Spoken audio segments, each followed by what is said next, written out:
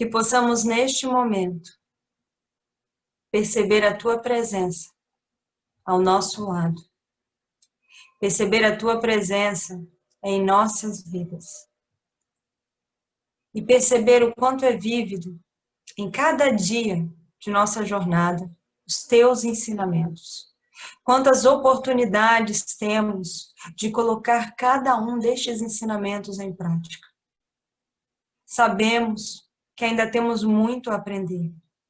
Sabemos que ainda não somos capazes de colocar todos os teus ensinamentos em prática com perfeição. Mas também sabemos que somos capazes de tentar, de perseverar.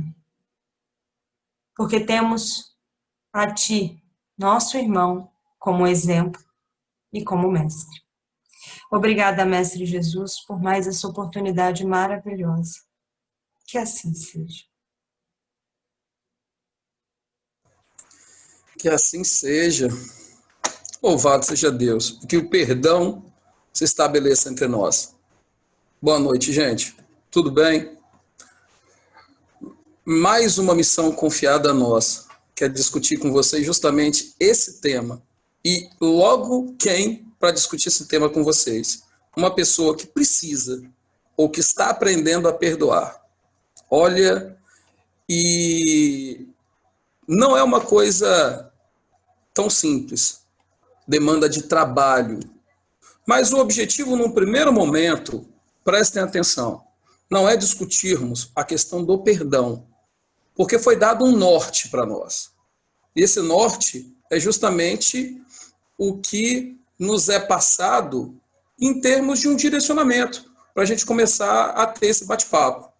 E esse direcionamento, ele fala só assim, gente, vai, primeiro reconcilia-se com o seu irmão. Se a gente der uma analisada no contexto bíblico, que eu acho que eu nem vou ficar, gente, discutindo com vocês conceito bíblico, só quando necessário. Mas só essa passagem aí, vai, primeiro reconcilia-te com teu irmão, já dá pano para manga para a gente trabalhar. Quando a gente vem falando de reconciliação, aí vocês já começam a ficar assim, nossa, reconciliação, perdão. Lembra bem que o objetivo, pelo menos por enquanto, não é falar de perdão. A gente vai ter esse momento de direcionarmos para o perdão. Mas o grande objetivo é que a gente pegue Mateus, capítulo 5, versículo 23 e 24. Tá bom? Eu vou pedir liberdade, como já estou autorizado a ler o versículo 23 e o versículo 24. E o 25, a gente vai discutindo ao longo do caminho e vocês vão ver que ele já foi inserido no 23 e no 24. O versículo 23 de Mateus fala o seguinte: portanto, se trouxeres a tua oferta ao altar e aí te lembrares de que teu irmão tem alguma coisa contra ti, 24, deixa ali diante do altar a tua oferta e vai reconciliar-te primeiro com o teu irmão e depois vem e apresenta a tua oferta. Cara, lendo com muita tranquilidade, esse versículo ele traz para nós alguns recados assim, que eu particularmente acho importantíssimos. E vou pedir que vocês me perdoem se vocês não concordarem com a ideia que vai ser passada para vocês. Porque quando a gente lê esse aí, vai e reconcilia-te com teu irmão, a gente vai logo querer discutir perdão e querer discutir reconciliação. Mas se você pega essa parte 24 e analisa ela com muito carinho, ela te faz dois convites. Antes da gente relacionar com o perdão e com a reconciliação. O convite que eu vou fazer a vocês é pensar o porquê de termos que nos reconciliar. Porque está falando aqui, vai, reconcilia-te primeiro com seu irmão. Ok? Está escrito. Vamos botar assim. É uma norma de conduta agradável a Deus. Ok? Mas assim, o porquê da necessidade de nos reconciliarmos?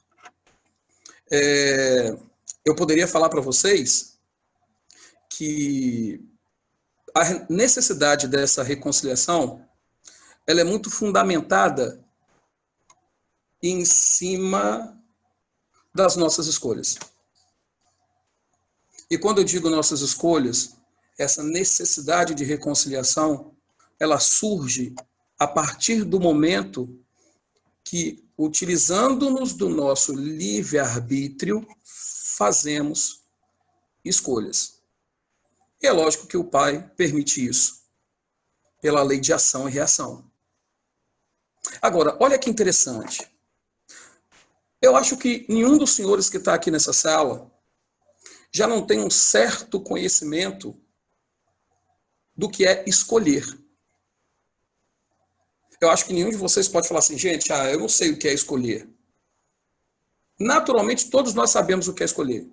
Agora, botando a mão no coração, e olha que eu não estou pedindo para colocar a mão só na consciência, botando a mão no coração, as nossas escolhas, elas são escolhas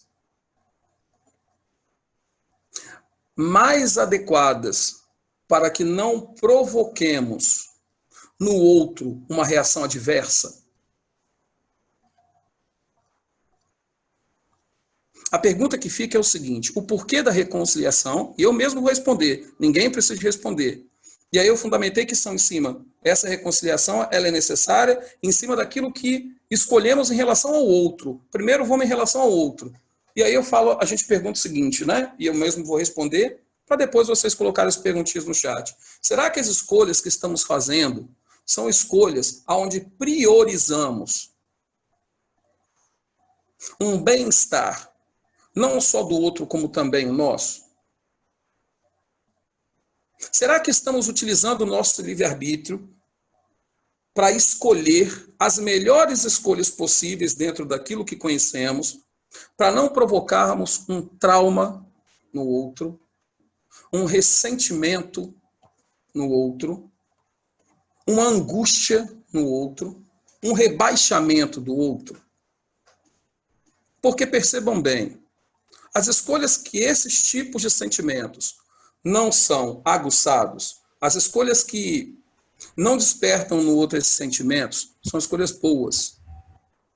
E são escolhas que, de uma certa forma, não nos propicia a animosidades, ok? Não nos propicia a acharmos que o irmão é um adversário. Não nos propicia a achar que o nosso irmão é um inimigo. Ok? Mas caso essas escolhas, dentro daquilo que nós entendemos e daquilo que nós compreendemos, não seja tão adequada, pode suscitar no meu irmão uma resposta de repúdio, uma resposta de ódio, uma resposta de rancor, de guardar um grande ressentimento.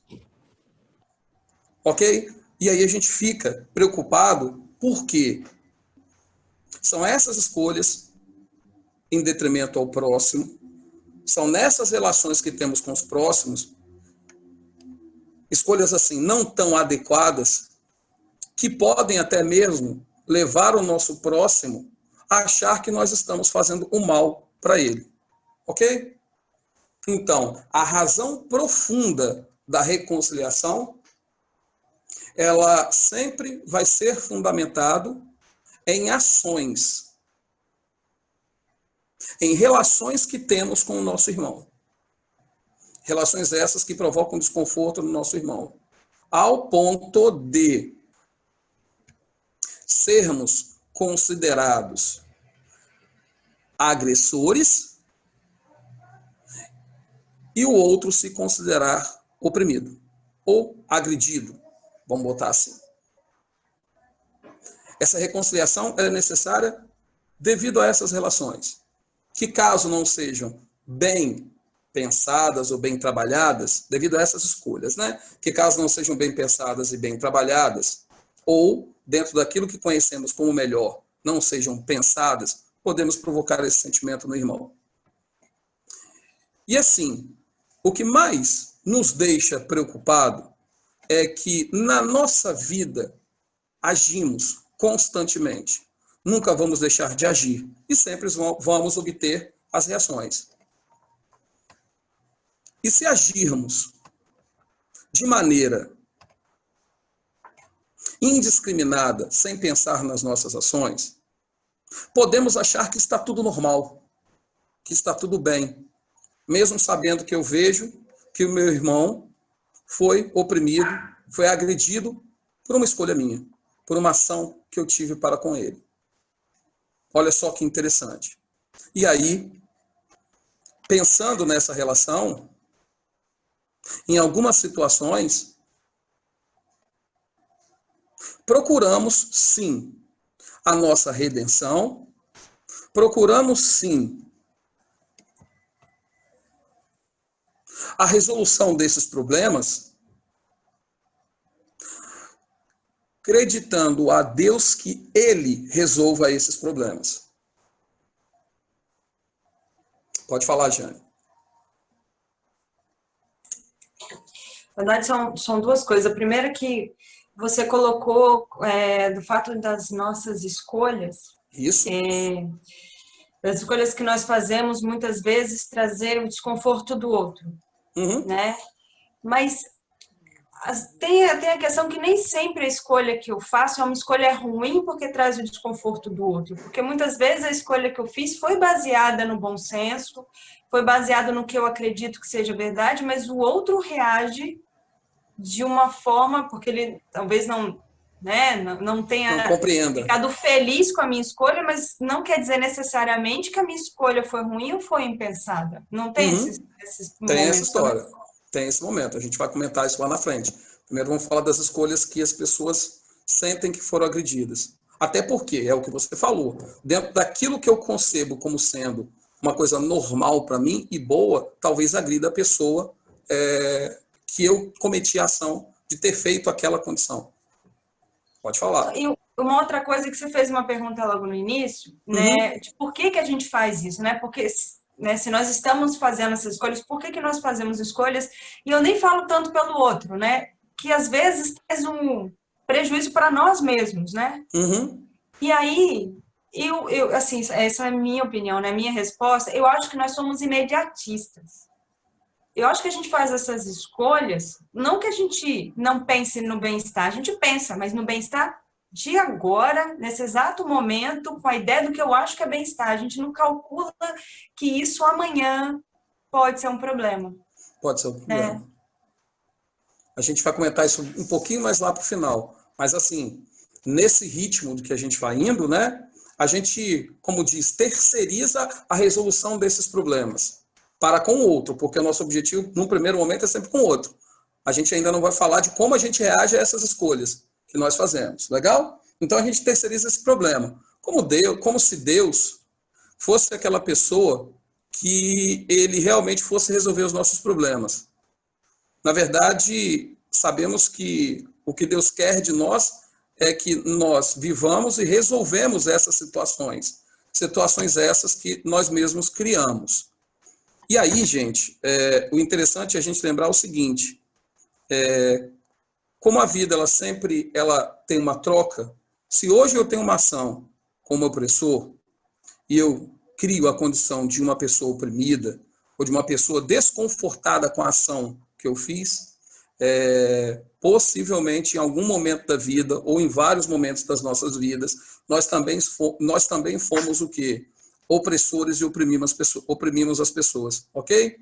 Então, o interessante é que, tendo essas escolhas que desagradam as pessoas,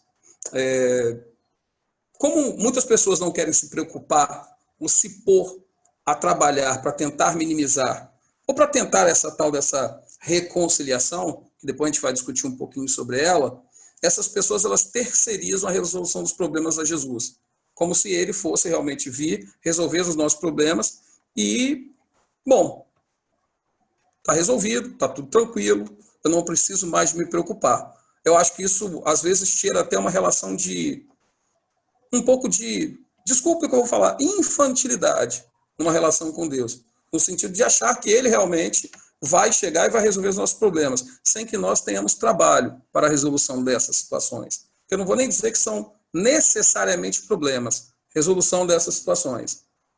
E, bom, quando a gente fala nessa condição, essa passagem, a primeira passagem, quando Jesus deu essa fala, ele simplesmente deu essa fala porque agimos, temos reações em relação às nossas ações, às vezes não queremos nos responsabilizar por aquilo que nos chega, terceirizamos a Deus a resolução dos problemas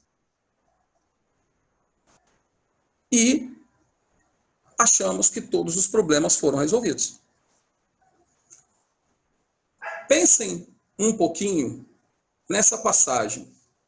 Portanto, se trouxeres a tua oferta ao altar, e aí te lembrares que teu irmão tem alguma coisa contra ti, deixa ali diante do altar a tua oferta e vai reconciliar-te primeiro com teu irmão. Depois vem e apresenta a tua oferta.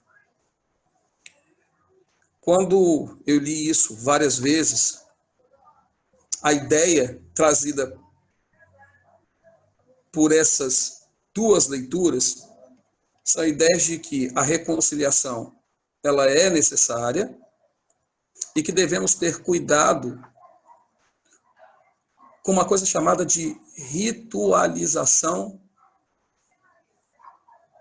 da fé, ritualização da oração.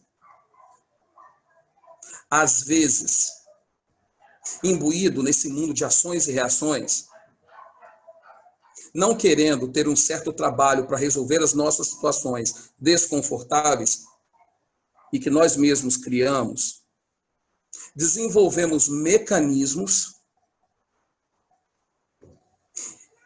onde esses mecanismos têm como objetivo, em alguns momentos, de tirar a nossa responsabilidade de resolver esses problemas. Na época que foi proposta, eu já vi, Jane, essas passagens, Jesus ele quis simplesmente mostrar que antes de você ir ao altar, pedir o reino de Deus e receber todas as bênçãos do reino de Deus, como é que você pode fazer isso, na época de Jesus, sem que você se reconcilie com seu irmão? Olha que interessante. Como é que você pode fazer isso sem que você se reconcilie com seu irmão? Por quê? Num desagravo de uma ação que você cometeu para com outro, gera-se ressentimento, alimenta-se esse sentimento de ressentimento, alimento de culpa, até mesmo alimento de ódio. E aí você vai até o altar pedir para que Deus te abençoe no seu reino, ou seja, te dê toda a dádiva do reino de Deus, te dê perdão, te dê carinho, te dê conforto, te dê aconchego, te dê consolação e te dê amparo. Mas você ainda carrega com você algumas mágoas de ressentimento, de ódio. Será que você vai se abrir para receber toda essa possibilidade de divindade de Deus, o que ele tem para te oferecer, com um coração ressentido, com um coração que ainda carrega algumas mágoas e com um coração que ainda carrega, vamos botar assim, né? Alguma culpa e alguns ódios? Pode falar, Tiana. Você colocou a questão, né, da passagem em que ele pede para que a pessoa primeiro reconcilie-se, né, com o irmão e depois, né, continue a fazer a sua fé. Aí você falou da questão até da ritualização. Eu queria que você pudesse comentar um pouquinho, porque a gente sabe que existe uma utilidade em muitos dos nossos rituais, existe um grande poder da oração. A gente teve uma palestra, inclusive, sobre o poder da oração.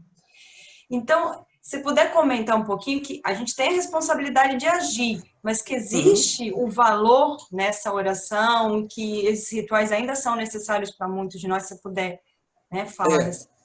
É interessante. Depois eu vou falar isso, depois eu vou liberar para as perguntas. Mas assim, quando a gente fala dessa ritualização, é uma ritualização que cristaliza, porque existem os processos dentro de qualquer casa cristã que as pessoas praticam, né, em forma não de ritual, não de forma mecânica, mas praticam participando de coração, não só verbalizando. Porque quando eu faço menção a essa ritualização, simplesmente a pessoa está lá participando, mas participando só de corpo presente, e não vivendo aquilo que pratica.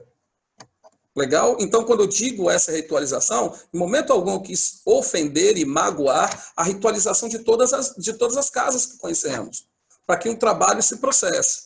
Mas eu quis voltar a atenção e o foco para o indivíduo que está dentro desse local. Ele vai para lá de coração para fazer uma oração, e depois a gente vai até encaixar a oração nesse contexto, para fazer uma oração de coração, vivenciando a oração, ou está lá só para deixar o outro orar e no final da oração falar assim, amém, está tudo resolvido. Vocês entenderam o que eu quis dizer com essa questão da oração? Então, né, a gente tem que tomar um certo cuidado. E lembra, gente, eu não quis denegrir o processo ritualístico em si, desde que ele seja feito de coração e te leve a repensar, e que te leve àquilo que a gente chama de raciocinar. Ok? Então, entenda bem que era o que Jesus queria falar. Você está numa casa, era o que Deus, desculpa, queria falar, está numa casa de Deus, pedindo as bênçãos do reino de Deus, mas você não consegue, vamos botar assim, cumprir um dos mandamentos trazidos por Jesus depois, né, que é o amor. Um dos mandamentos que é amar ao próximo como a ti mesmo. E olha que primeiro a gente está abordando só o próximo como a ti mesmo. Depois a gente fala de nos amarmos, ok? Que seria uma questão de amor mútuo. Será que você vai receber essas dádivas com esse coração ressentido por todo esse peso que carrega das ações que tomou, criando alguns adversários? Será que você vai receber essas dádivas de maneira total? A gente não está falando em momento algum que não vai ser recebido. Lembra disso. Mas será que você vai se abrir de maneira potencial para receber tudo que você pode receber? E olha só, gente, a gente não condena, em momento algum, quando eu falo a gente não condena, é porque eu sou professor, então eu sempre fico falando assim, a gente, tá bom? A gente não condena em momento algum, presta atenção para isso, pelo amor de Deus, a gente não condena em momento algum que você vá dentro daquilo que você entende, mas que você se abra para raciocinar. Por quê? Somos pessoas em busca de perfeição. Não somos perfeitos. Eu acho que nessas duas passagens, quando Jesus fala assim, vai e reconcilie-te com seu irmão, o que a gente tem que entender também é que o seu irmão é tão imperfeito quanto você. E o seu irmão tem direito de fazer escolhas não tão, aos nossos olhos, às vezes agradáveis, ou até mesmo que nos prejudiquem. Porque, do mesmo jeito que o seu irmão tem essas imperfeições, porta essas imperfeições, porque a gente não vai falar que elas vão ficar para a vida toda, nós também temos essas imperfeições. Nós também portamos elas. Daí eu ter falado um pouquinho lá para trás, que se hoje eu sou um opressor, amanhã eu posso ser um oprimido e vice-versa. Ok? Charles, perguntas? Temos um comentário da Cristina que eu acho que merece aprofundamento. Nós temos méritos a receber. Caso ficarmos de braços cruzados, o que aprenderemos? Conseguindo coisa de graça? Creio que Jesus nos queria puros para irmos até o altar. Para isso, teríamos que reconciliar com o que não estávamos bem. Como conseguir reconciliar verdadeiramente com quem nos magoou? Então, vamos devagarzinho, porque essa pergunta é muito grande, para depois a gente entrar na outra parte da palestra. Legal? Olha o que ela falou. Nós temos méritos a receber. Caso ficarmos de braços cruzados, o que aprenderemos? Gente, eu diria que esses méritos a receber que nós temos são trabalhos. Apenas trabalhar. vivenciar a vida, trabalhando na vida, ok? Eu não vou ficar preocupado com a questão de méritos, porque podemos sim, e temos mérito. Mas esses méritos, quem dá a nós, não somos nós. Lembra disso? São outros olhos que dão esses méritos a nós. Seria muito, de repente, vou falar dessa forma, mas de maneira muito branda, egoísta, eu dar a mim os méritos que eu preciso. Porque eu vou falar por mim. Se eu for dar mérito do que eu preciso, gente, vocês que estão aqui não terão mais mérito de nada. Era tudo para mim, sabe? Então a gente tem que tomar cuidado com esses méritos. Eu prefiro falar que os méritos que a gente tem são trabalhos. E se nos abrirmos para o trabalho, ganhamos experiência, ganhamos aprendizado. Nada vai ser conseguido de graça. Porque, gente, se você trabalha, se põe ao trabalho, você consegue alguma coisa de graça? É fácil trabalhar? Difícil não é, mas o próprio nome fala, o trabalho é trabalhoso, ok?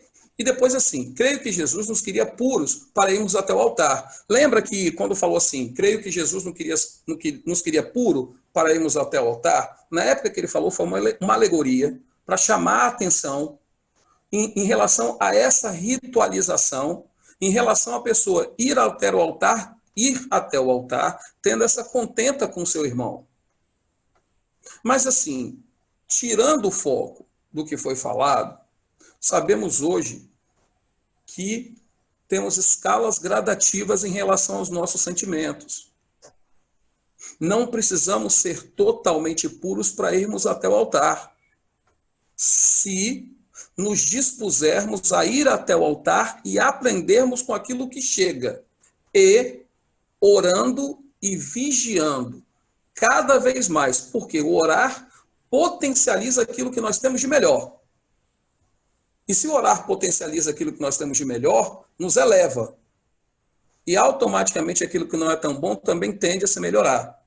Ok? E depois tem outra partezinha que eu acho interessante, que eu tenho que falar devagarzinho. Creio que puros para irmos até o altar. É isso aí. E o vigiar significa dizer o seguinte: já temos experiências, já sabemos quais caminhos seguir, ou pelo menos temos uma lista de caminhos a seguir que podem provocar menos impacto, não só no próximo, como em nós mesmos. E olha que eu ainda nem entrei no perdão. Ok? E o finalzinho, está escrito assim, no finalzinho: para isso teríamos que reconciliar com o que não estava tão bem.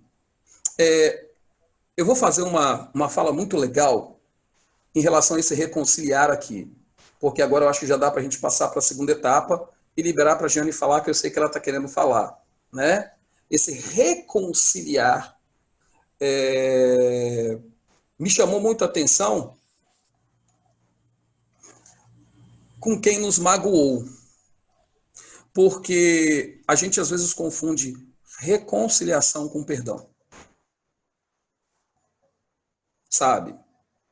E é aí que eu fico muito preocupado com esse conceito de reconciliação, um conceito vivido, tá, gente? Não é de palavras. E com esse conceito de perdão, um conceito vivido, não é de palavras, não é um conceito teórico. Porque para você se reconciliar, tirando com Deus, porque você está a todo momento em reconciliação com Deus, basta que você queira, e com Jesus, mas nessa reconciliação, para você se reconciliar com o outro, depende do esforço dos dois.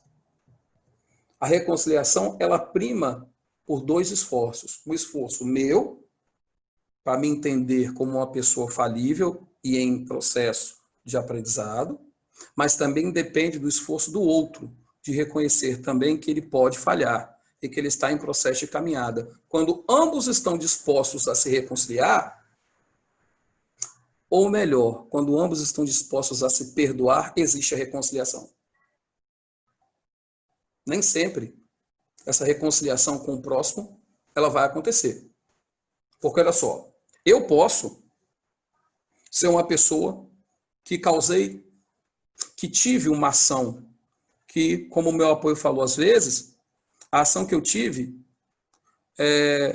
foi uma ação boa, do meu ponto de vista, mas que o outro pode achar que ela não foi agradável a ela, mesmo sendo boa para mim, de um interesse imediato para mim, mas eu tomei a ação, e a outra pessoa pode falar assim, não gostei dessa ação, estou com raiva dessa pessoa, e essa raiva pode ter sido muito intensa. Esse trauma da minha ação nessa outra pessoa pode ter sido muito intensa. Eu vi que cometi esse erro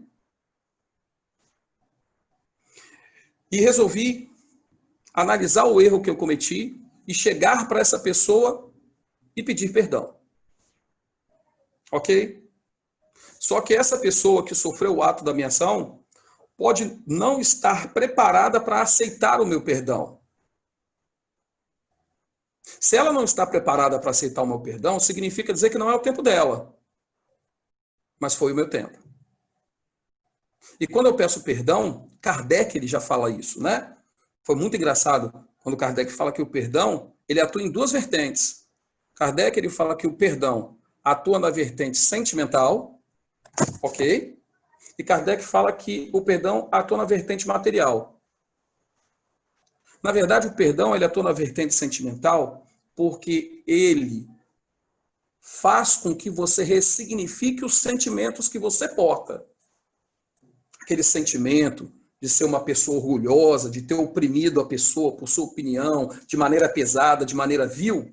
Quando você consegue fazer uma análise da sua ação e de todo o seu contexto em detrimento a essa condição, você consegue perceber que você está errado, que você tem que se ressignificar, que você tem que se repensar e tem que aprender com seus erros. Chegando nesse ponto, você vai lá e fala, olha, me desculpa, perdão, eu errei. Mas esse perdão, ele passa pela sinceridade, ele passa pelo crivo da humildade. Agora, você se perdoou. Você ressignificou o seu sentimento. E você também se ressignificou materialmente falando. Por quê, gente? Porque você acabou também eliminando de você vamos botar assim, vou nem falar de muita coisa, vou falar assim, você eliminou de você aquela energia negativa, aquela energia que te ligava ao irmão. E aí você se libertou. A psicologia, ela fala que o perdão é um ato de desapego. Mas o perdão, ele tem que acontecer por sua livre e espontânea vontade. Ele não porque Papai do Céu me falou há muito tempo lá para trás, isso demanda muito da nossa criação, né? Papai do Céu me falou há muito tempo lá para trás que eu devo perdoar, porque se eu não perdoar é feio. Se você deve, você não deve absolutamente nada. Você tem que liberar o perdão, fazer do perdão uma escolha. E não ser direcionado. E se a gente perceber direitinho, o perdão, eu ri com isso, porque o perdão, em alguns casos, eu considero que nem seja uma emoção. Eu acho que o perdão é um mandamento. Porque já vi Jane e já vi apoio técnico. Porque Jesus falou que você deve perdoar não 7 vezes, mas 70 vezes 7. E em conversa com Pedro, que era mais robustão, de personalidade, ele falou, Pedro, perdoa infinitamente. Perdoa infinitas vezes. Eu não lembro da passagem agora, né? Mas olha o valor do perdão para as nossas vidas. Primeiro, valor do perdão. Ele nos libera do passado. E como o perdão, ele faz isso conosco, ele é uma via de mão dupla, ele também pode proporcionar isso ao próximo. Desde que o próximo queira. Se eu perdoo e se o próximo perdoa, nós dois nos reconciliamos. Mas devemos lembrar que eu posso perdoar, me desligar da situação, do evento, E o irmão pode não querer perdoar. E antes de liberar para as perguntas que eu sei que tem uma coisa que eu acho maravilhosa, é o seguinte: muitas pessoas, quando entram nessa contenta, né, de ações, para mim não importa quem provocou ou quem sofreu. Na minha visão, não importa quem provocou ou sofreu. Mas muitas pessoas, principalmente o oprimido, fala assim: eu só vou perdoar se ele me pedir perdão. Aí eu vou, lembra que eu era o opressor? Fiz a minha análise, cheguei para o oprimido e falei o seguinte: olha, irmão, perdão, eu errei, eu percebi que a minha atitude não foi muito legal, me desculpa, me perdoa. Aí o oprimido fala assim, aí ele já deixa de ser oprimido, tá, gente? Porque ele fala: eu só vou te perdoar porque isso faz parte do divino, ou seja, tira a responsabilidade dele. E eu só vou te perdoar essa vez, mas não faz mais isso não. Faz mais isso não, porque vai contrariar tudo que eu penso e eu vou liberar o meu eu antigo para cima de você. Olha que legal. E o melhor de tudo é que quando você faz isso, você tem que estar preparado para escutar aquilo que você não gosta. Tá bom? Eu tenho... Giane, quer falar? Pode falar. Então, são duas coisas aí, deixa eu falar separado para não confundir. Fala. A questão que você falou do que eu acho extremamente interessante, eu demorei para, não vou desaprender porque eu estou aprendendo ainda, né? Uhum. Mas para conseguir começar a colocar isso em prática, que é entender, né, essa coisa de que o perdão que eu vou pedir é uma coisa minha, né? E aí Isso. eu acho que a gente tem que mudar um pouquinho, talvez, o nosso pensamento, o nosso objetivo, né, quando a gente pede perdão. Porque, infelizmente, a gente ainda tem o objetivo de pedir o perdão para ser perdoado. Perdoado. E, na verdade, a gente tem que pedir o perdão porque está assumindo a responsabilidade sobre a sua ação e está assumindo para o outro que cometeu um equívoco. Mas ser perdoado é um outro processo, Outro né? processo. Então, acho que a gente tem que tirar da cabeça, estou pedindo perdão para ser perdoado, porque eu acho que esse é o problema, porque às vezes, e aí se a gente não é perdoado, a gente acha que o perdão não valeu a pena, né, o pedido. Uhum. É isso aí. Andresa, quer falar? Só rapidinho, Pode a falar. outra coisa que eu Desculpa, queria que você desculpa. falasse, eu não sei se Perdão. você vai falar lá na frente, Uhum. porque você falou das vezes, né, que eu comentei no início, quando eu faço uma ação que o outro, né, não gostou. E aí eu Uhum. vou e peço perdão. Mas e quando essa minha ação não é uma ação que eu tenha que pedir perdão, porque foi uma ação para ajudar o outro, só que o outro que não viu isso? Olha, eu vou te dar uma resposta que talvez você não goste. Mas mesmo sabendo que você cometeu ação com bons objetivos, mas que foi o outro que não viu essa boa ação, peça perdão você. Nunca deixe de pedir perdão, mesmo sabendo que você não queria o mal com aquela ação. E existem alguns perdões, Jane, que a gente tem que dar, às vezes, em silêncio, em oração, sem chegar para a pessoa e pedir esse perdão, porque passa pelo crivo da minha análise, porque sou eu que tenho o agravo com aquela pessoa.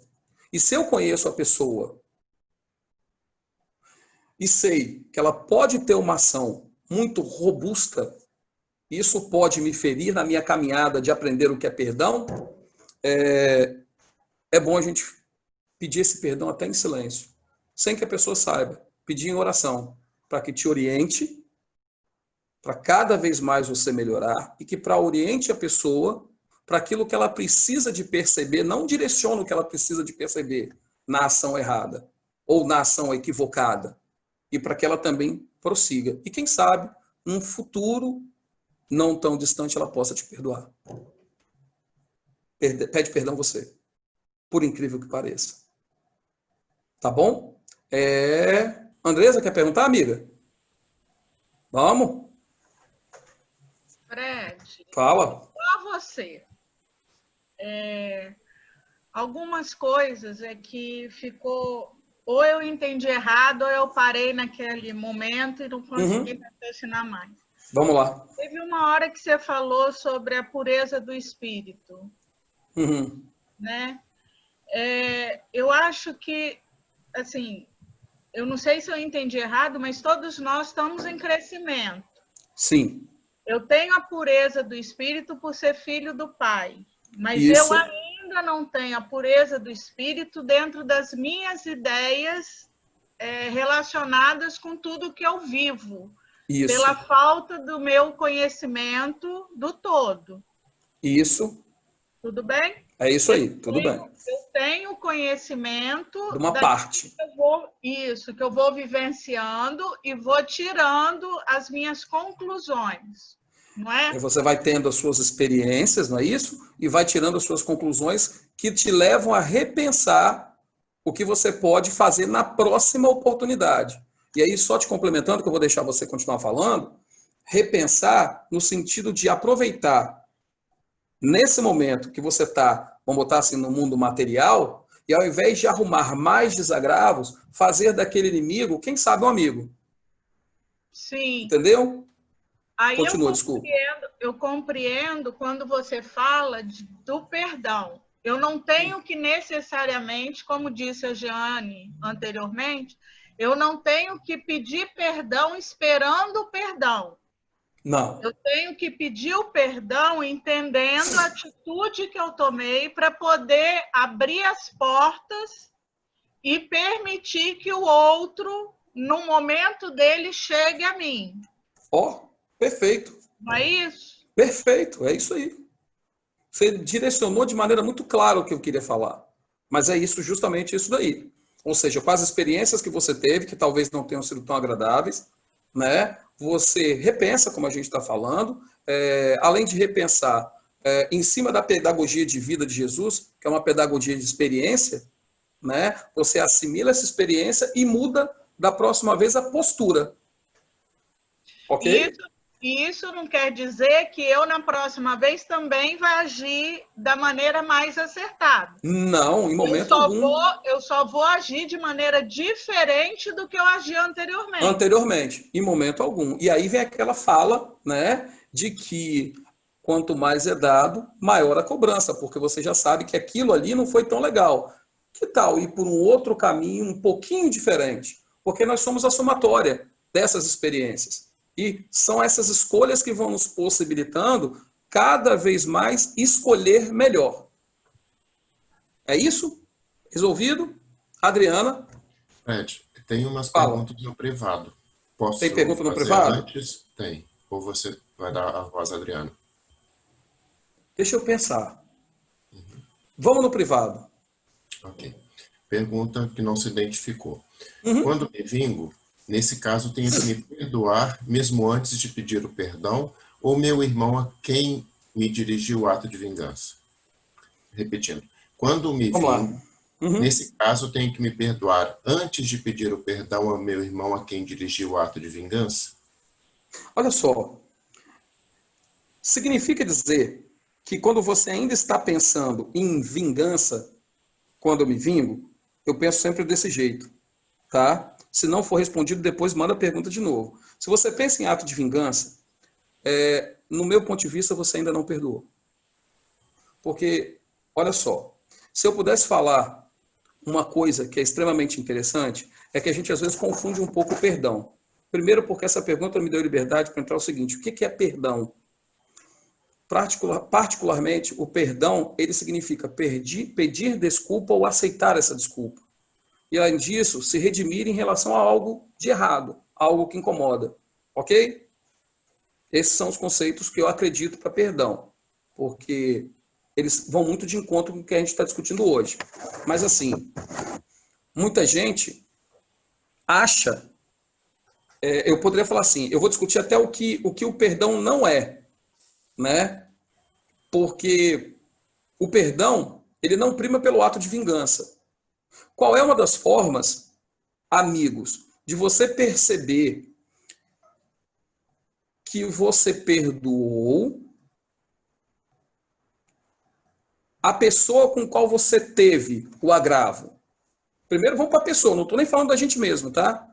Qual é a forma de você perceber que você perdoou a pessoa que você teve agravo? Isso é muito interessante. A forma de você perceber que você perdoou a pessoa que você teve agravo é que você olha para aquela pessoa e não consegue mais intencionar ou intentar um ato de vingança contra ela. Você não consegue mais disseminar ódio contra essa pessoa. E aí, mesmo ainda sentindo um pouco de dor, porque quem disse para vocês que perdão não é sentir dor, talvez tenha se equivocado um pouquinho. Na verdade, perdão, para perdoar, vou falar uma coisa que talvez vocês não gostem, você tem que sentir a dor sim. Porque uma vez você sentindo a dor, você sabe quais são esses sentimentos que estão envolvidos nessa dor. E aí você consegue ressignificar esses sentimentos, e mesmo sentindo ainda lá no fundinho aquela dor que com o tempo ela vai passar, você consegue olhar para a pessoa que fez isso com você, vamos botar que ela tenha feito alguma coisa com você, e realmente tenha, porque se você tem que perdoar, ela possivelmente deva ter feito alguma coisa com você. Sem sentir mágoa, sem desejar ódio para aquela pessoa, sem ter um rancor daquela pessoa, e consegue se suportar, em alguns casos, não em todos, perante aquela pessoa. Significa dizer que perdoar também não é esquecer o que aconteceu. Porque se você esquece o que aconteceu, você deixa de ter esse cabedal de experiência dentro de você. Perdoar não é não deixar de sentir a dor, é ter uma dor e raciocinar com ela. Às vezes, gente, você pode pegar e, se a dor for muito grande, conversar com uma pessoa, compartilhar com uma pessoa. E aí eu peço para vocês tomarem cuidado com as pessoas que vocês vão se aconselhar. Tá bom? Existe na fraternidade várias pessoas que você pode se aconselhar. Muito boas, que eu não vou ficar indicando aqui, porque não dá para a gente fazer isso. Legal? Então, lembra que perdoar não é deixar de sentir a dor, e perdoar não é minimizar a dor. Perdoar, desculpa, não é ser conivente com a dor. Ah, ele fez isso, mas é normal, então deixa para lá, vai melhorar. Se em algum momento, para perdoar, você deixa de sentir a dor, minimiza ou ignora ela, o que você está fazendo com ela? Você está dando uma solução para esse agravo, primeiro que você cometeu com o outro, ou você está se afastando dessa solução? Eu prefiro falar que você está se afastando dela. Então, existem algumas coisas que a gente acha que estão dentro do perdoar que não fazem parte de perdoar. Perdoar significa dizer sim, que você sofre essa dor. Perdoar significa dizer sim, que em vários momentos você não vai poder chegar para a pessoa e falar assim, ah, não, deixa para lá. Você vai ter que chegar para ela e falar assim, não, você realmente me magoou. Infelizmente, isso me magoou e eu preciso de um tempo. E você vai ter que respeitar esse tempo da pessoa. E perdoar também significa dizer o seguinte, eu acho que um dos piores problemas do que não é perdoar, não é perdoar, né? Vamos botar assim, você achar que tudo vai voltar como era antes. Você achar que a confiança não foi quebrada. Eu estou falando ainda do outro. Depois eu vou para nós mesmos, tá bom? Calma. Então, olha que interessante. Se você acha que perdoar, você vai restabelecer as relações como eram antigamente, acho que você está um pouco enganado. E se você acha que perdoar, você vai restabelecer a confiança que era no sinal, lê do engano. Por quê? Às vezes, o agravo, ele deixou algumas sequelas um pouco mais profundas. E se ele deixou algumas sequelas um pouco mais profundas, a pessoa pode até sentir um pouquinho ainda da dor, que com o tempo desaparece. Ela pode até ressignificar esses sentimentos. Aquele sentimento de vingança deixa de existir, porque você entende que o outro é tão falível quanto você. Mas a confiança foi quebrada. Já vi, Jane, já vou te deixar, e tem outra pergunta também. E quando a confiança é quebrada, pensa comigo, gente, quanto tempo você demora para construir o sentimento de confiança em relação a uma pessoa? Muito tempo ou pouco tempo? Eu já vi algumas boquinhas falando aqui, muito tempo. E para perder esse sentimento de confiança que você construiu em relação à pessoa? Muito tempo ou pouco tempo? Pouco tempo. Legal para isso? Nesses atos de desagravo. Ok? E aí eu pergunto para vocês, e para você voltar ao que era antigamente? Vai levar muito tempo ou vai levar mais tempo do que a gente imagina? Gente, para você reconstruir a confiança, primeiro você vai ter que tirar o escombro da desconfiança. Quando eu digo escombro, é escombro. É o baque que essa desconfiança pode ter provocado. E para tirar esses escombros leva um tempinho. Leva muito mais tempo do que para você construir a confiança. E talvez nós tenhamos mais dificuldade de perdoar devido a esse fato do que de amar. Porque o que é perdoar, gente? Perdoar é nada mais, nada menos do que você reconstruir a confiança daquele que você teve o agravo e que, de uma certa forma, você amava. Então, para você reconstruir a confiança em cima do desagravo de uma pessoa que você amava, leva bem mais tempo do que a gente imagina. Eu tenho Jeane. Não, eu tinha a Adriana. Pode ser, Jeane? Vai você, vai. Vai, desculpa. A Adriana está fazendo assim para mim. Vamos lá. São só algumas observações, que são diferentes. Peraí. Primeiro, que você colocou a questão dessa questão da construção da confiança. Uhum. Reconstrução, né? Então, foi quebrada. Eu concordo com o que você falou, com o que muitos falou, que a gente não volta ao que era antes, porque a gente nunca volta nada ao que era antes, porque a gente sempre está mudando. Está diferente. Né? Então, mesmo que a confiança seja restabelecida, o que eu acho que é possível, não é impossível. E eu também acho que o tempo não é muito ou nem é pouco, ele é relativo e é o tempo necessário de cada um, então vai variar de cada pessoa para cada pessoa. É isso aí. Eu acho que, mesmo assim, não vai ser como antes. Não. Vai ser diferente porque os dois mudaram, passaram por experiências diferentes. Não quer dizer que vai ser ruim, eu só acho que vai ser diferente. Diferente. Seria isso. Uhum. Né? E eu acho que o tempo depende muito de cada um. Então, é difícil a gente falar muito ou pouco tempo, porque eu acho que é o tempo necessário para cada um. Uhum. Né?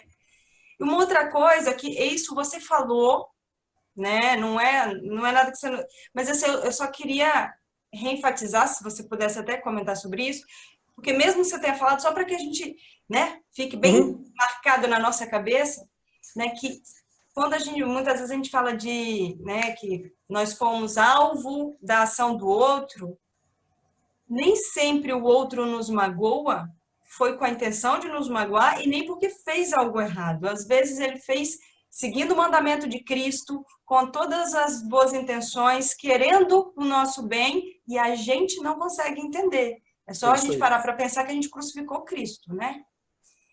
E ele estava bem intencionado. Então, acho que é só para a gente ter certeza que você se magoar não quer dizer que o outro fez algo errado, não é isso? Não, pelo contrário. Você se magoar quer dizer que você ainda não consegue entender a ação daquele que executou. Mas não necessariamente que essa ação que foi executada em detrimento a você tenha sido ruim. Pelo contrário, mas a gente não tem alcance, como a Andresa falou, a gente tem uma visão de uma parte e não do todo. Talvez naquela situação, aquele irmão ele tem um alcance muito mais estendido do que o meu. Não significa dizer que em outras eu não esteja um pouco melhor preparado que ele. E de uma certa forma, gente, isso é uma oferta. É uma oferta que convida você a se reconciliar. Olha que interessante. A se reconciliar, eu vou aproveitar a fala da Giane, a se reconciliar com quem? Primeiro com o próximo. Mas quando você se reconcilia com o próximo, você abre as portas para você se reconciliar também com quem? Com você mesmo. Porque para você se reconciliar com o próximo, você abre o seu raciocínio, movimenta todos os seus sentidos, trabalha todos os seus sentimentos, consegue detectar aquilo que você pode melhorar, pede desculpa, perdão ao próximo e praticamente se utiliza dessa experiência como um aprendizado. Se desgarrando, se desprendendo do passado e se abrindo para novas o quê? Possibilidades. Se abrindo para novas possibilidades. Charles, tem uma pergunta? Vamos? Charles está no mudo. A Adriana agora. Tá na vez. Adriana. Vamos lá, Adriana. Eu tenho algumas perguntas. Pode fazer. Pode fazer. Uma delas foi enviada para mim e eu não consegui enviar para o Charles por causa do assunto, então eu preferi fazer o mesmo. Se eu fui vítima de um abuso, seja ele emocional, físico, se eu perdoar aqueles, né, que me atingiram, o que acontece comigo? E o que acontece com eles? Primeira pergunta. Vamos lá, então. E aí, quando a gente fala de perdão, eu só vou fazer esse acréscimo para responder a pergunta, tá? Perdoar não significa dizer que a justiça ela não vai incidir sobre a pessoa que provocou o agravo. Ok para isso? Perdoar é um ato que me liberta da pessoa, mas o perdão, ele não exime a justiça. Ok? Ou seja, tive um abuso sentimental, vou até falar assim, um abuso sexual. Ok? Eu posso perdoar a pessoa? Posso. Mesmo sentindo ainda dor. Ok para isso? Mas essa pessoa que abusou, ela não vai incidir sobre a justiça? Sobre ela, a justiça não vai incidir? Vai. O problema é que a gente tem que tomar cuidado com qual justiça a gente quer. E quando eu digo, Adriana, qual justiça a gente quer, a justiça é igual para todos, ela incide sobre todos. Mesmo você perdoando, ela vai incidir sobre todo mundo. Mas quando eu falo qual justiça você quer, eu fico preocupado com o seguinte: se a justiça é para mim, ela precisa ser fundamentada num Deus bondoso, num Deus carinhoso, num Deus acolhedor, num Deus que aconchega. Se a justiça é para o outro, ela é fundamentada num Deus irritadiço, irado, que vinga, segundo a concepção da pessoa, e não segundo as ações de Deus. Porque Deus ele nunca vai ser injusto. Deus ele nunca vai ser vingativo. Ele sempre vai se utilizar da justiça dele para compensar a injustiça. E às vezes essa compensação de injustiça, a gente acha que é vingança. E ele não parte pela vingança. Então, o que acontece nessa situação? A gente pode perdoar, sentindo ainda um pouco de dor, mas essa pessoa, sobre ela sim vai incidir a justiça. E aí existe mais uma pergunta, uma fala, não uma pergunta que eu gosto de trabalhar. Se ela me prejudicou, o que eu devo fazer? Eu devo ficar quieto? Eu devo falar para os outros? Mas lembra que tudo isso que eu estou propondo é um processo de aprendizado. E demora a gente aprender. Por isso que a gente fala que o perdão ele é persistente e contínuo. Você tem que trabalhar persistentemente no perdão e de forma contínua. Por quê? Porque se o que essa pessoa fez prejudica só ele, Você pode até chegar e conversar com ele, ó, isso aqui está errado, isso aqui está errado. Mas se o que essa pessoa fez me prejudica e prejudica um coletivo, eu tenho sim que comunicar às autoridades competentes para promover essa justiça. Porque se for num primeiro impulso da justiça minha, eu vou querer matar essa pessoa. Eu vou querer todo o mal e todo o ódio possível a ela. E se tem uma coisa que no Evangelho Jesus conversou com Pedro e ele falou sobre o ministério da reconciliação, que eu até costumo falar de ministério do perdão, e que ainda em conversa com Pedro, nós não estamos aqui para matar o pecador. Nós estamos aqui para reeducar o pecador. E em momento algum essa reeducação, mesmo que seja na justiça da terra, ela não vai primar por um processo de, vamos botar assim, repressão. Sabe? Então, assim, você pode sentir a dor, perdoar, porque isso vai fazer bem à pessoa em termos de sentimento, em termos de corpo, porque o perdão diminui a ansiedade. Pode sim. Mas esse perdão, gente, que eu estou propondo para vocês, não é um perdão que vai acontecer assim, ó. Não é um perdão que vai, perdoei. Porque senão não seria nem perdoar. É um perdão que requer trabalho. Lembra que Jesus ele não vai fazer por nós o que nós devemos fazer por nós? E quando você se perdoa, você acaba trazendo boas energias para você, bons sentimentos para você, e não fica girando nessa ideia do monoideísmo. Eu quero me vingar. Eu acho que ele tem que fazer isso. Infelizmente, esses achares pautados em vingança, pautados em ódio, eles só vão provocar uma coisa. O que eles vão provocar? Eles vão arrastar esse sentimento para outras vidas, que o Evangelho, segundo o Espiritismo de Allan Kardec, fala isso, legal? Esse sentimento de ódio para outras vidas, e aí cria-se uma bola de neve. Porque alimentando esse sentimento de ódio, vai para outra vida, depois encarna de novo, aí o irmão desencarnado, por estar livre do corpo material, te encontra, e aí você passa a ser um ofensor, desencarna, e fica essa bola de neve. Quais são hoje os grandes problemas da manutenção desse rancor, o grande problema da manutenção desse ódio? A manutenção desse ódio, a manutenção desse rancor, em busca de uma justiça, que é a ideia de justiça que nós temos de vingança, porque vingança não é justiça, pode até nos levar à depressão.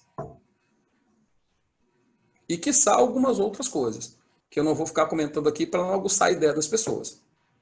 Porque eu acho que eu já estou provocando muito vocês em pensamento. Adriana.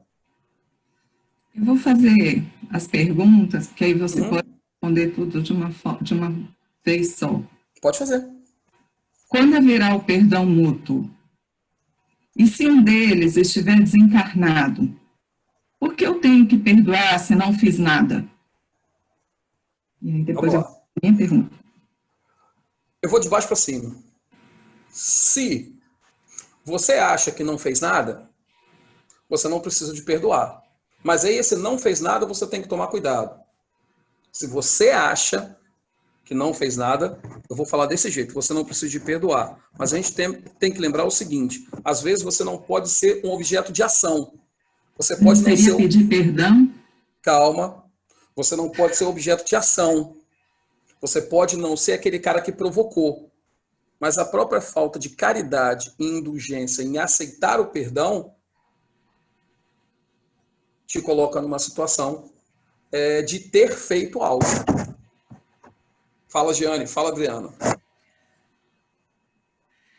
É só porque você falou que quando a pessoa ela não faz nada, ela tem que perdoar.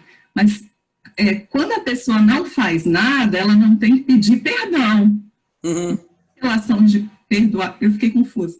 Na verdade, olha só, quando eu falei aqui que mesmo que a pessoa tenha cometido uma ação, lembra que foi discutido com a Giane, essa pessoa fez uma ação que não era uma ação ruim, e quem recebeu o alvo dessa ação interpretou como sendo ruim.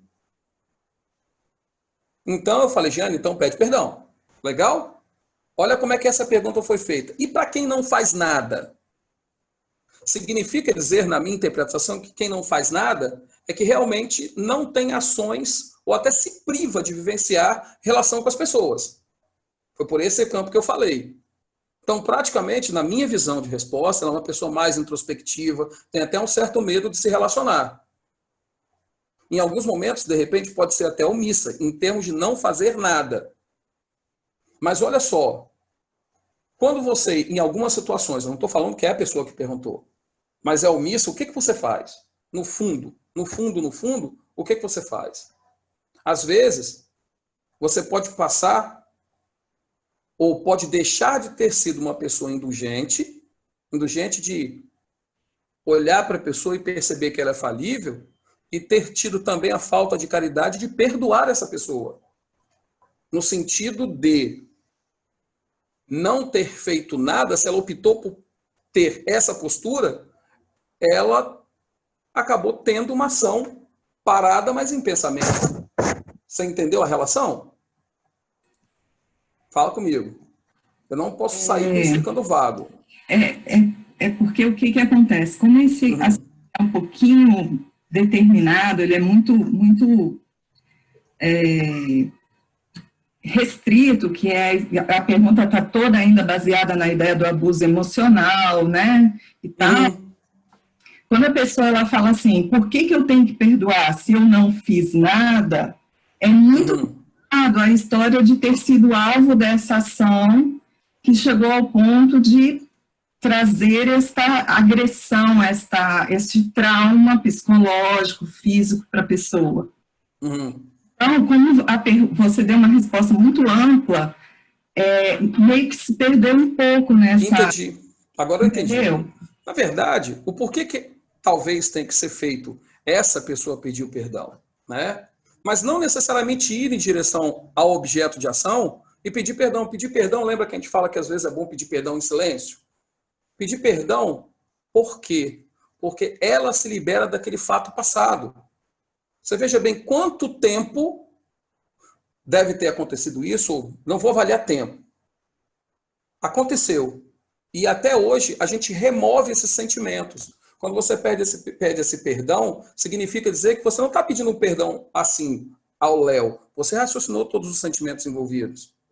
E que naquele momento específico, porque ninguém está pedindo para ela pedir o perdão de uma hora para outra, num momento específico, ela vai conseguir se libertar desse estado de aprisionamento ao outro, ou até mesmo à ação feita. Ok? Tem mais duas perguntinhas em cima. Fala, Charles. Eu não sei se ajuda nisso que você está falando, mas eu lembrei da crucificação, quando Jesus diz, perdoai-os, ó Pai, eles não sabem o que fazem. Boa, Charles, muito boa. Não tinha ofendido ninguém. Não. Mas pede perdão. Em momento algum. Sabiam o que faziam. É isso aí. Adriana, você tem pergunta ainda? Tem. Deixa eu só respondê-la. Deixa eu respondê-la. Aí eu passo para você. Adriana, tem a segunda e a primeira, que eu não respondi. Quando aconteceria o perdão mútuo, por exemplo? Aí é amplo, é aquilo que a Jeane acabou expondo para a gente. Depende de cada um. Depende de todo o cabedal de experiência que cada um tem. Depende de todos os sentimentos movimentados por cada um. Como a Jeane falou, poderia ser dentro de um ano, mas às vezes a gente passa encarnações e encarnações nessa condição, porque a pessoa, ela acha que está certa. E aí o que você pode fazer? Tem mais uma pergunta. E se um deles estiver desencarnado? E se um deles estiver desencarnado, aí vem o orai e vigiai. Porque, vou responder dessa forma, como ele não goza mais de corpo material, e como você ainda não entendeu o perdão, como todos nós ainda não entendemos, a energia emanada por você torna mais fácil esse irmão a te encontrar. Ok? E só tem uma maneira de você tentar sensibilizar esse irmão, orando, vigiando e mudando os nossos comportamentos. E aí eu falaria assim, Adriana, como é que a gente poderia mudar a visão do irmão desencarnado sobre nós? Mudando os nossos comportamentos. Mas para mudar os nossos comportamentos, a gente tem que identificar os sentimentos envolvidos naquela situação.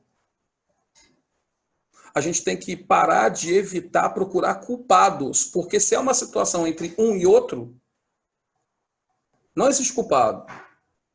Existe um relacionamento onde, se você ficar procurando culpado, você esquece de resolver o problema.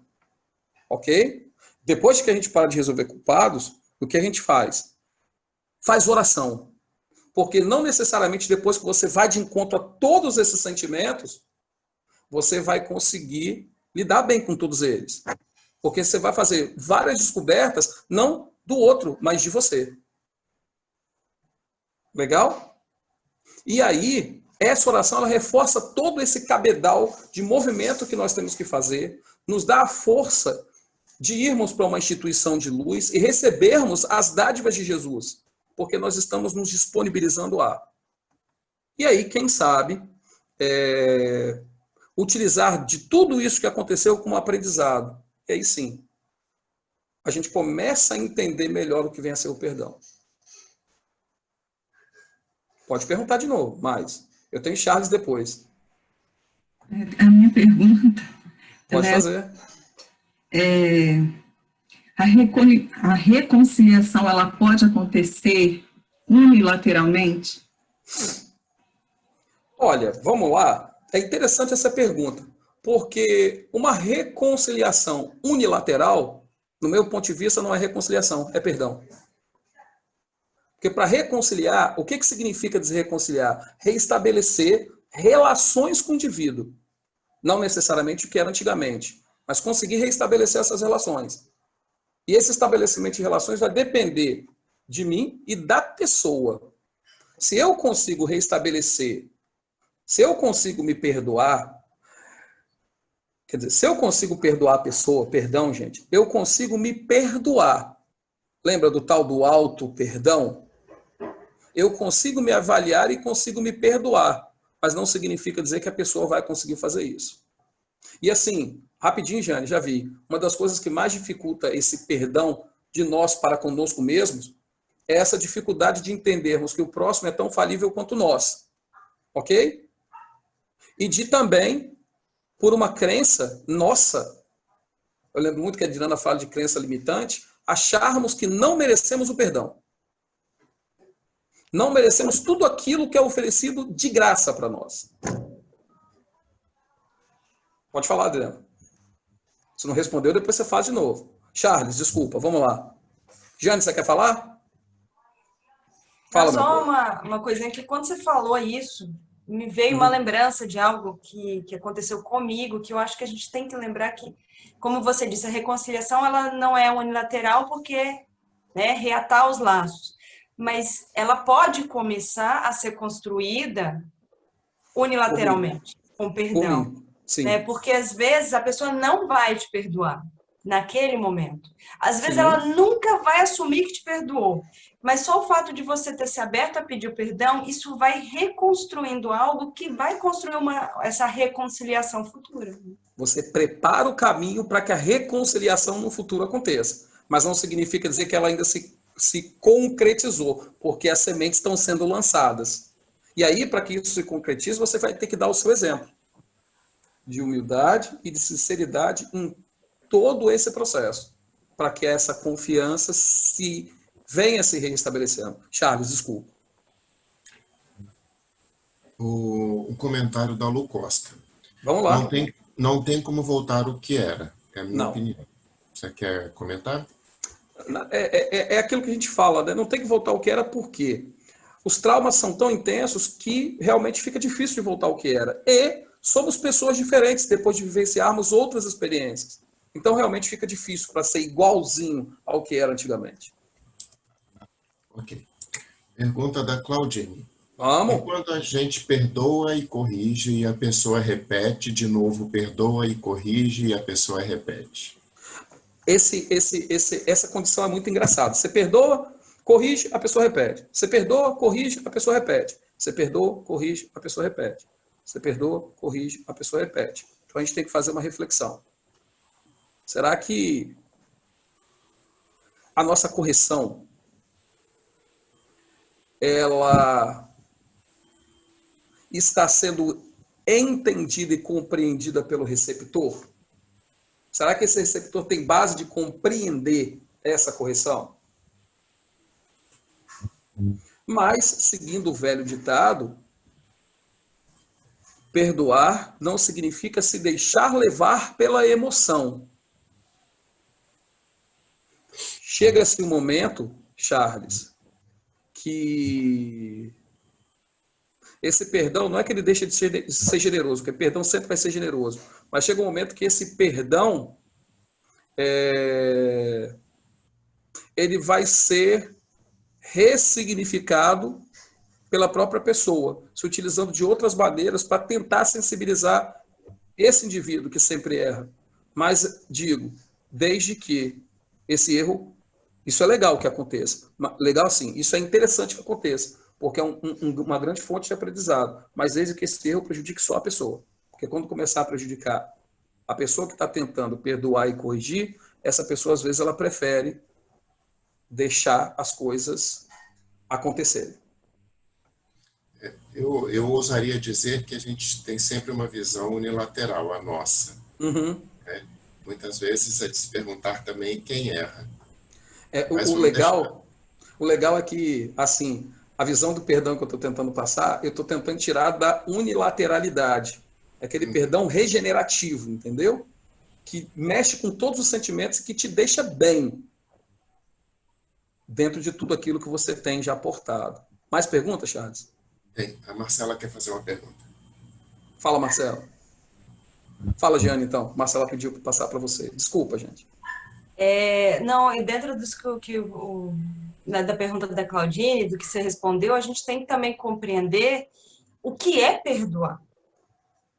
Né? Porque perdoar a ação do outro não quer dizer necessariamente continuar do lado dele, não quer dizer necessariamente, né, continuar do jeito que estava antes. Muitas vezes, por exemplo, num casal, do casal, uma das pessoas comete um equívoco grave, o outro perdoa, continua do lado, o outro comete de novo, você pode perdoar e se separar. Isso não quer dizer não perdoar. Né? Perdoar Sim. não quer dizer ficar colado com a pessoa, né? Você até comentou, perdoar não quer dizer ser conivente. Eu não queria falar isso. Eu fiquei assim preocupado em falar isso de novo, sabe? Mas perdoar realmente não é ser conivente. É chegar um momento que fala assim, não dá mais, eu vou me afastar. Deixa eu seguir por pernas próprias e eu estou pronto aqui para quando me procurar. Mas assim, o interessante, eu já vou deixar a Marcela falar, mas o interessante é que a gente às vezes cria subterfúgios, a gente cria falsas ideias, olha que interessante, para aplacar o nosso ego, para aplacar a nossa vaidade e para a gente continuar cometendo ações não tão legais. Exemplo, o cara teve uma diferença comigo, me bateu, então eu acho que olha que doideira, a ideia que a gente pode criar. Eu acho que pela justiça divina, pela justiça de Deus, esse cara também tem que apanhar. E se eu puder bater, eu bato. Vocês compreenderam aonde a gente chegou nesse ponto? O que a gente teve que criar para ratificar uma ação errada nossa? E aí eu vou falar para vocês uma coisa que talvez vocês não gostem muito, gente. O que é certo, você não justifica, você comunica. Eu vou fazer isso porque eu quero levar o auxílio para as pessoas. E aí, pelo bom senso, pelo senso comum, vamos trabalhar assim, não é questionado, você só justifica. Justifica não, você só comunica. Eu vou fazer isso porque é bom. Aí esse pessoal, é legal, porque ele vai lá cantar para o pessoal que está no hospital, então você só comunica. Agora, a gente tem que tomar cuidado quando a gente começa a justificar demais. Quando a gente começa a justificar demais, significa que essas justificativas estão sendo dadas para convencer a gente mesmo do erro que a gente pode cometer.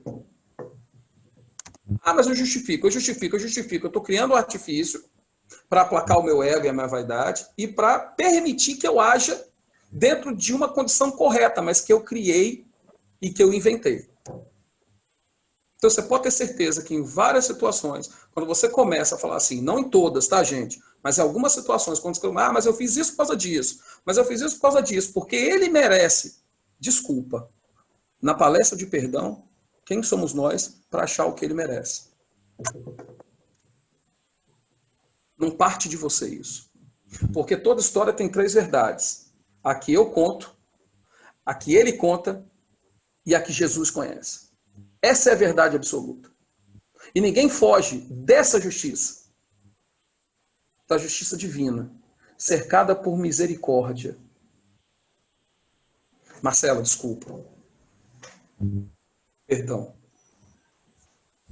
Desculpa, eu estava anotando o que você estava falando. Você falou tão bem que eu acho que eu até perdi minha fala aqui agora que eu ia falar. Peraí. Pode falar. Né, Jane? Quero voltar lá, assim, que eu tô aqui. Quando eu reconheço a necessidade, porque quando eu tô lá diante do altar e eu reconheço a necessidade de voltar e me reconciliar com o outro, que no caso seria comigo mesmo, é ali que eu começo. No momento em que eu entendo que eu preciso voltar, é onde eu começo a minha reconciliação. Já começa a sua reconciliação com o outro e com você mesmo. E além de se reconciliar com o outro e com você mesmo, você evita de dizer o seguinte: o que Deus fez, o que eu fiz para merecer isso? Estou obrigado com Deus. Você se reconcilia com o outro, que possibilita se reconciliar com você e que te leva a se reconciliar com Deus. E antes que a Marcela continue falando, gente, eu preciso de pegar alguns pontos, porque são as perguntas que me movem. O que é o Evangelho, desde a Gênese até o Apocalipse, se não uma proposta de reconciliação? Nós, cristãos, devemos sim nos encarregar da nossa reconciliação com o outro e, como exemplo, outros também farão o mesmo. Com isso, nos reconciliamos e também com Deus. Porque às vezes nós brigamos com Deus. O que eu fiz para merecer isso? Gente, pelo amor de Deus. Deus, você não me está vendo, não, rapaz? Você esqueceu de mim, pelo amor de Deus? Socorre eu aqui, velho. Quantos de vocês não falam isso? Quando passam por situações difíceis e pensam que é vingança de Deus. Não existe vingança de Deus. Muito pelo contrário. Às vezes nem é um ato de vingança. É uma ação que você mesmo fez. E que às vezes você tem que repensar. Marcela, desculpa, perdão. É porque eu pego esses pontinhos, eu acho muito interessante.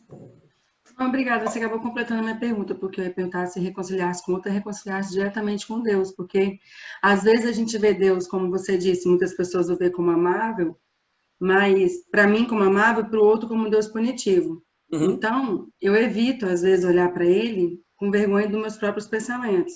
Então, eu procuro me reconciliar com o outro para não o ver direto. Mas olhando para o meu irmão, eu olho diretamente para ele, sem o julgamento que eu dei lá inicialmente, de diferenciá-lo para mim e para o outro. Olha então, a riqueza. Eu estou diante do outro, eu estou diante de mim mesmo, não é isso? Isso. E olha a riqueza que você trouxe para nós. Às vezes a gente evita de se olhar porque tem medo que Deus vá nos punir por aquilo que nós erramos. Se ele já sabia aonde poderíamos errar, e se ele perdoa a todo momento, é uma criação nossa. E essa criação nossa, quem tem que resolver somos quem? Nós. Às vezes, para perdoar, ficamos procurando o remédio no próximo, no outro, em Deus, mas às vezes esse remédio está em nós. Jane, você queria falar? Às vezes, fala, Charles, desculpa. Só para concluir, apesar das perguntas terem encerrado, mas a Claudine trouxe uma contribuição muito valiosa. Ótimo. Ela disse, mas Jesus diz perdoar 70 vezes 7. Quando eu li essa frase, me ocorreu a seguinte questão, que nós estamos sempre falando em perdoar como se nós fôssemos os agredidos. Mas nunca, ou quase nunca, isso é uma certeza tão grande.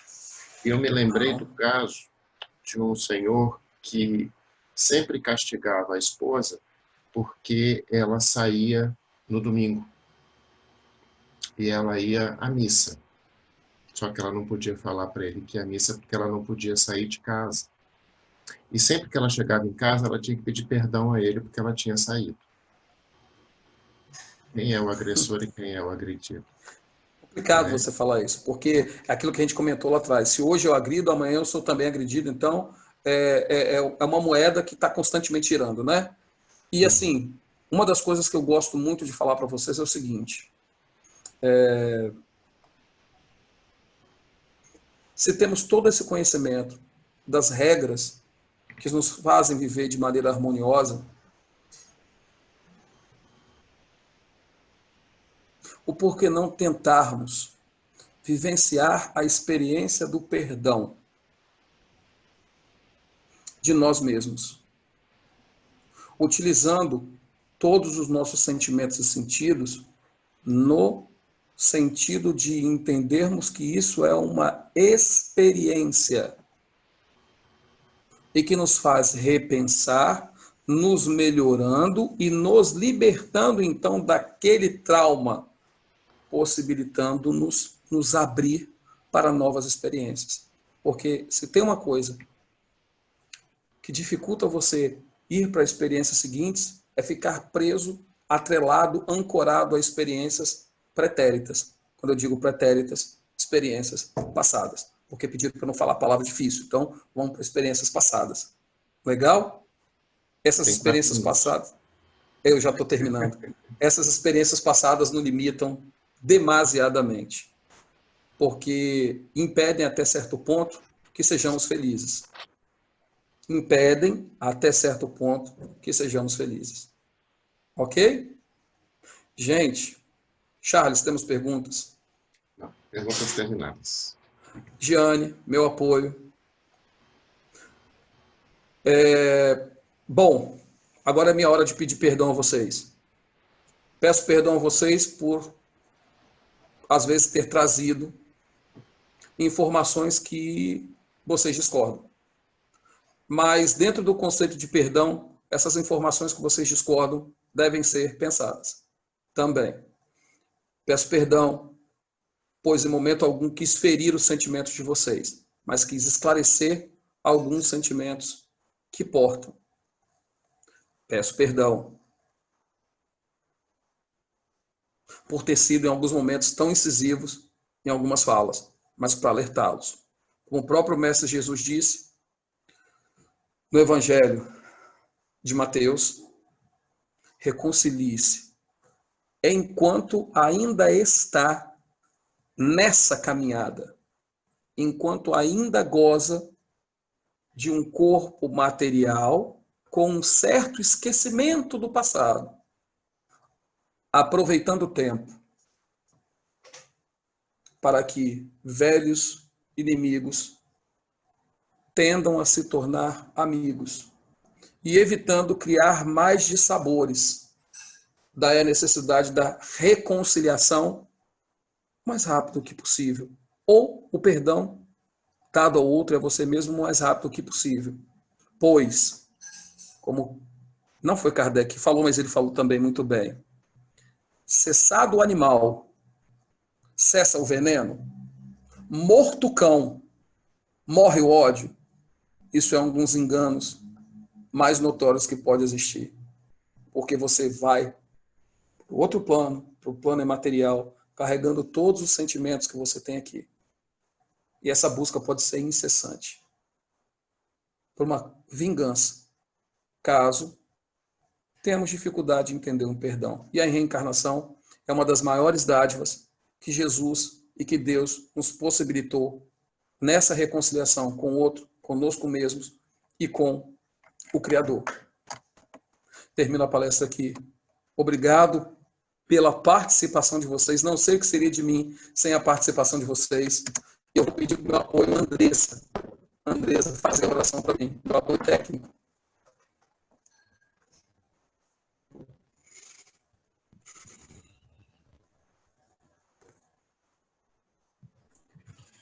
Querido e amado Mestre, te agradecemos por esse período em que aqui estivemos juntos, refletindo, aprendendo, o que é conciliar-nos conosco e com o próximo, o que é estarmos juntos na busca da melhoria interna, para que possamos estar contribuindo na construção que o Pai fez e que nos permite estarmos trabalhando com Ele nesta jornada que fazemos. Ainda temos muito a aprender, mas estamos buscando. Estamos dando um passo por vez nessa jornada da vida. Vida espiritual que nos coloca em vários momentos na escola para podermos aperfeiçoar cada reflexão que fazemos, cada experiência que temos, cada aprendizado adquirido. Obrigado, Pai, mais uma vez, por nos mostrar que o perdão também é um caminho. Assim seja.